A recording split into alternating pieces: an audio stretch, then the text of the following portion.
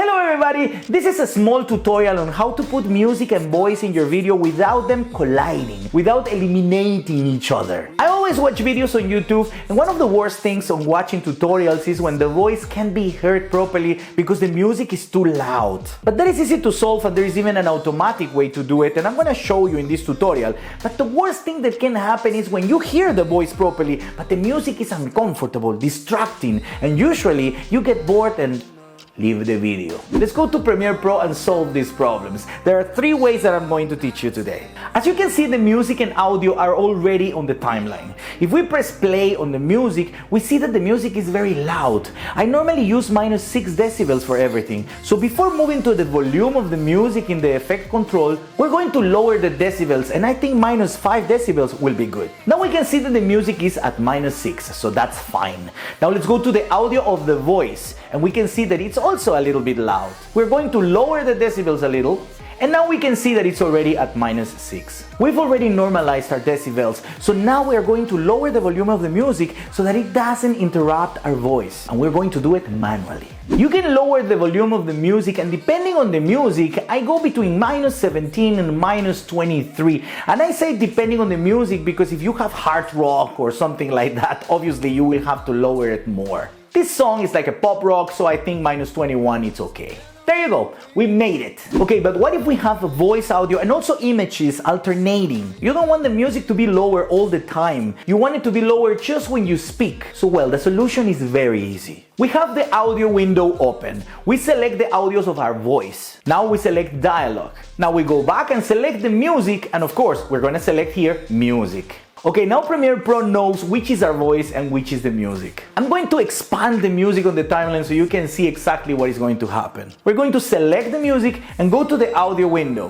Here it says ducking. We check it over here, and we see that the default is -18, which is perfect in most cases. But as I mentioned before, if the music is hard rock or some music that is a little louder, I think it's better if we go to -21 or more. But you have to experiment. Here in the parameters, it's also good to experiment because every music that you use is not going to be the same. So better try until you get used to it. In fact, you can use the default parameters, and then you can hear, and then you can be adjusting and changing whatever you want. Well, now let's go here where it says generate keyframes. We select this, and that's it. Now if you look at the music, look what happened.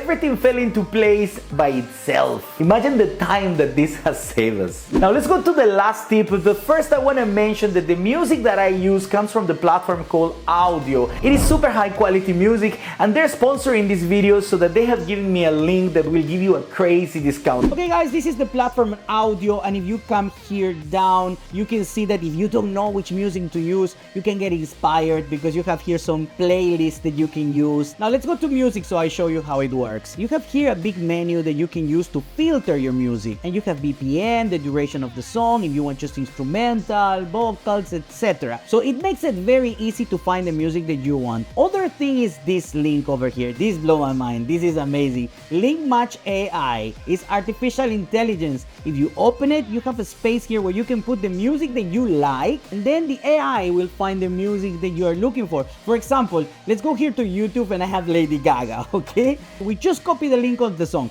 Now we come here to Link Match AI from Audio, and you're gonna just paste the link. That's it. We're gonna click search. And as easy as that, Audio already found the artists that are very similar than Lady Gaga, and you can see here also few songs that they chose for you. And now you have different subscriptions. You have the lifetime. You pay once and then you will have music forever. And then you have the pro version that is a subscription for 1 year, and it gives you sound effects included. Look at this. You have more than 30,000 sound effects. And I will give you a link, of course, with a coupon. You can check in the description. You have a link with a coupon with 70% discount. It's almost free. And I'm using Audio for a long time. And actually, the reason why I switched to Audio is because I have more than one YouTube channel. And the subscription that I have is the lifetime subscription. But you can get also the pro subscription for 1 year. And those subscriptions allow you to use anything that you download from Audio in many YouTube channels. All your YouTube channels. So I know for a fact that no platform is doing that. So what are you waiting for? Go to the description below